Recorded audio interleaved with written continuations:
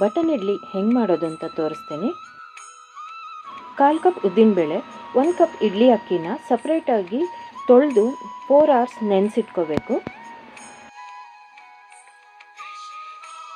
First ಉದ್ದಿನಬೇಳೆನ ಗ್ರೈಂಡರ್ನಲ್ಲಾಗಲಿ ಮಿಕ್ಸಿನಲ್ಲಾಗಲಿ ನುಣ್ಣಗೆ ರುಬ್ಕೋಬೇಕು. ಉಪ್ಪು ಹಾಕಿಬಿಟ್ಟು ಅದು ಫುಲ್ ನುಣ್ಣಗಾದಮೇಲೆ ಅಕ್ಕಿ ನೆನೆಸಿರೋದನ್ನು ಹಾಕಿ ಈ ಥರ ತರಿಯಾಗಿ ರುಬ್ಕೋಬೇಕು.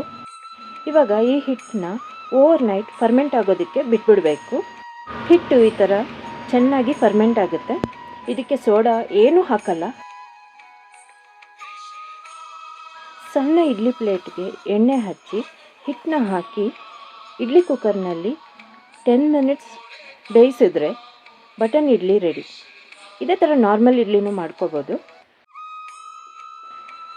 ಸಾಂಬಾರ್ ಜೊತೆ, ಚಟ್ನಿ ಜೊತೆ, ಯಾವುದ್ರ ಜೊತೆ ಆದರೂ ಇಡ್ಲಿ ಸೂಪರಾಗಿರುತ್ತೆ.